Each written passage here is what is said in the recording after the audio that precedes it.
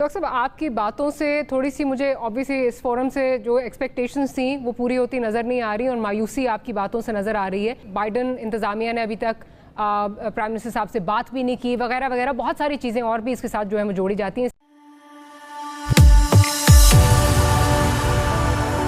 जय हिंद दोस्तों, मोदी देश में आपका स्वागत है। दोस्तों, आपको पता होगा कि मोदी जी ने कश्मीर पर एपीसी बुलाई थी और वो बहुत ही ज़्यादा कामयाब हुआ था। तो पाक मीडिया आज उसी पर बात करे और पाक मीडिया ने इस पर बात करने के लिए पाकिस्तानी एनएसए मोहित यूसुफ को बुलाया है और मोहित यूसुफ अपने बिल से निकल गया है और बिल से निकलते ही वो अभी कश्मीर पर रो रहा है।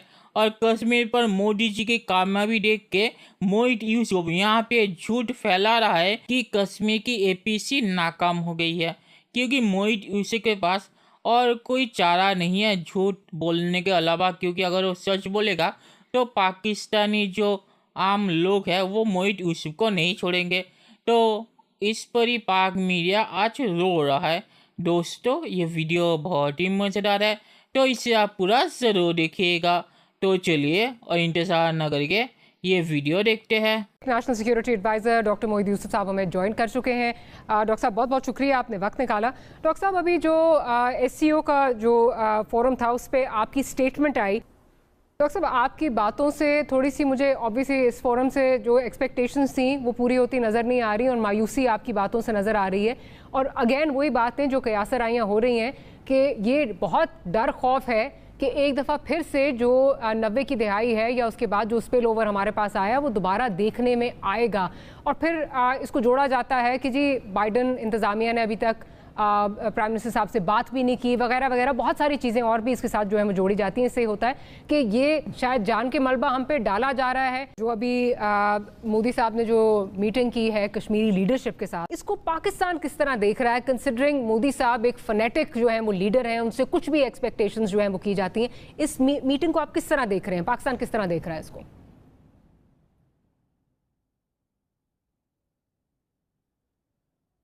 ऑनेस्टली मेरा ख्याल है it was more for optics, या बिल्कुल ही फंसे हुए हैं। ये एससीओ समिट में अजीत डोभाल साहब आए हुए थे। ऑफ कोर्स मेरी तो कोई मुलाकात नहीं हुई, लेकिन बॉडी लैंग्वेज से मुझे ये लगा है कि दे नो कि एक बहुत बड़ी गलती हो गई और अब समझ नहीं आ रही।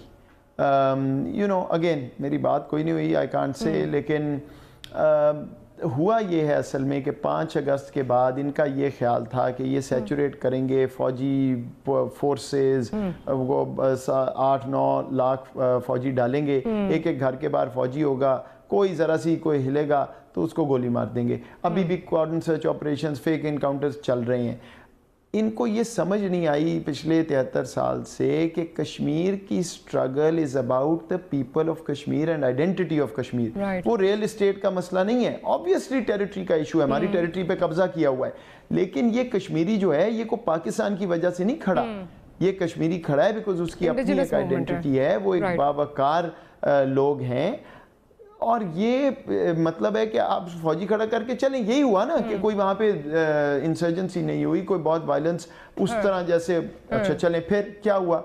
एक भी अगर कश्मीरी था वहाँ पे, ख़ास तौर पे कश्मीरी मुसलमान, जो ये कभी सोचता होगा कि चलो हिंदुस्तान के साथ गुजारा होना है, 5 अगस्त के बाद वो ख़त्म हो गया।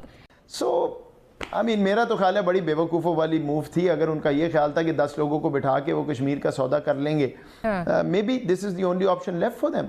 I don't know. Right. अच्छा, ये बताइए, आप ये कह रहे हैं कि उधर आपको बॉडी लैंग्वेज जो है वो डिस्टर्ब लगी, जो भी, लेकिन एक तरफ ये जो है ये चीज़ चल रही है कि आप लीडर्स को बुला रहे हैं, दूसरी जानिब आप वहाँ पे जो डेमोग्राफिक चेंज है, 4,30,000 आपने domiciles which constitutes like about 2.5% आबादी का जो है वो 2.5% तकरीबन बनता है, वहाँ पे आप लोगों को सेटल भी कर रहे हैं, वहाँ पे डेमोग्राफिक चेंजेस भी कर रहे हैं। So don't you think this is just an I wash, क्योंकि प्रेशर बहुत ज़्यादा आया हुआ है? क्या ये वजह हो सकती है? आई वॉश तो है, मतलब वो तो नज़र आ गया ना, लोगों ने बाहर आके कह दिया कि वो क्या कह रहे थे, और उसके बाद गालिबन जो कम से कम रिपोर्टिंग है वो ये है कि उन्होंने सबका सुना, फिर कहा अच्छा चले मैं बताऊंगा, मतलब कहने को भी कुछ नहीं था। ठीक, हाँ, बाकी ग्राउंड पे बिल्कुल मैंने आपको बताया कि वो कोशिश हो रही है, लेकिन मैं मारी आपको ये भी बता दूं, ये डोमिसाइल इस तरह ये पर्चियां बांटने से अगर कौमों की आइडेंटिटी तब्दील होती होती और डेमोग्राफिक चेंज होते होते तो सारी दुनिया ये कर चुकी होती। ये भी वो इधर उधर बांट रहे हैं जो बांट रहे हैं, वहाँ पे ये इस तरह मामला नहीं चल सकता जब तक एक निगोशिएटेड सेटलमेंट जिसमें पाकिस्तान, इंडिया और कश्मीरियों की वॉइस जब तक नहीं होगी तो ये बात आगे चलेगी नहीं। ये इनको भी पता है। बहरहाल वो फंस गए अपनी डोमेस्टिक पॉलिटिक्स की वजह से, पीछे नहीं जा सकते, आगे उनके पास रास्ता कोई नहीं है। और यही मैं कहूँगा कि पाकिस्तान को बहुत सी बात की गई हुकूमत पे भी कि जी क्या स्ट्रेटजी है, आप कर क्या रहे हैं आप। ये अब नज़र आ रहा है कि दे आर स्टक। जब उन्होंने आके कोशिश की कि कोई बातचीत का रास्ता खुले, क्यों किया? बेवकूफ़ तो नहीं है, उनको नज़र आ रहा है कि फंसे हुए हैं। लेकिन ये कहने के बावजूद मैं एक चीज़ कह दूँ, मैं पर्सनल बात कर रहा हूँ, आई एम नॉट सेटिस्फाइड। मैं आपको साफ बता रहा हूँ, मेरी तो अगर if something keeps me up at night वो ये है कि पाकिस्तान का मसला सिर्फ और सिर्फ टेरिटरी का नहीं है। टेरिटरी का तो है, वो तो यूएन रिकग्नाइज्ड इंटरनेशनल डिस्प्यूट है, हमारी ज़मीन पे कब्जा किया हुआ है। लेकिन कश्मीरी की ज़िंदगी ईज़ करना भी मेरी जिम्मेदारी है। अगर एक दिन भी और कश्मीरी पिसता है तो मुझे ये बात कबूल नहीं है। तो हमें ये दोनों चीज़ें देखनी है, कश्मीरियों की ज़िंदगी भी ईज़ करनी है। और इसीलिए वो बात थी कि जब उन्होंने आके कहा कि हम रास्ता निकालने की कोशिश हम चाहते हैं, तो हमने भी कहा जी करते हैं, क्योंकि वो जिंदगियों का मामला है। ठीक डॉक्टर साहब, unfortunately I will have to close. चलिए दोस्तों, इस वीडियो पे बात करते हैं। तो ये पहला नौटंकी बाज नहीं है जो कश्मीर पर जो एपीसी हुई है उस पर झूठ कह रहा है। पाक मीडिया जब से एपीसी हुआ है तब से इस पर झूठ कह रहा है कि एपीसी नाकाम हो गई है और मोदी जी ने तो कोई फैसला नहीं किया और मोदी जी की एपीसी नाकाम हुई। तो मोहित यूसुफ पहला नौटंकीबाज नहीं है जो ये कह रहा है कि भारत में जो कश्मीर पर एपीसी हुई है वो नाकाम हुई है। पाक मीडिया ये कह रहा है बहुत दिनों से, और पाक मीडिया अभी ये इसलिए कह रहा है क्योंकि वो जानते हैं कि अगर उन्होंने मान लिया कि कश्मीर में एपीसी सक्सेसफुल हुई है और अब कश्मीर को स्टेटहुड मिल जाएगा, मतलब कि कश्मीर में अभी आर्टिकल 370 कभी भी रिस्टोर नहीं होगा, क्योंकि स्टेटहुड मिलने के बाद आर्टिकल 370 का कोई मामला ही नहीं रहेगा। ये अगर पाक मीडिया ने मान लिया तो पाकिस्तानी जो आम लोग हैं वो इमरान खान की क्या हालत करेंगे वो पाक मीडिया को अच्छी तरह पता है। और इसीलिए मोहित यूसुफ भी अभी झूठ कह रहा है और कश्मीर पर भी वो वही करेंगे जो वो अमेरिकी मिलिट्री बेसिस पर करेंगे जो पाकिस्तान अभी देगा अमेरिका को।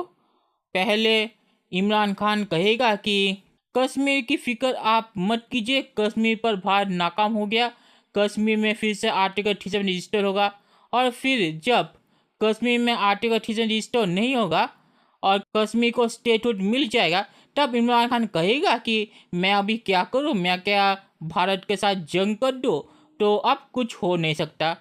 तो अमेरिकी मिलिट्री बेसिस पर भी इमरान खान वही करेगा। पहले वो कहेगा कि कभी भी अमेरिका को मिलिट्री बेसेस नहीं दूंगा, और फिर अमेरिका के मिलिट्री बेसेस जब पाकिस्तान में बन जाएंगे तब इमरान खान कहेगा कि मिलिट्री बेसिस तो बन गए हैं तो अब मैं कुछ नहीं कर सकता।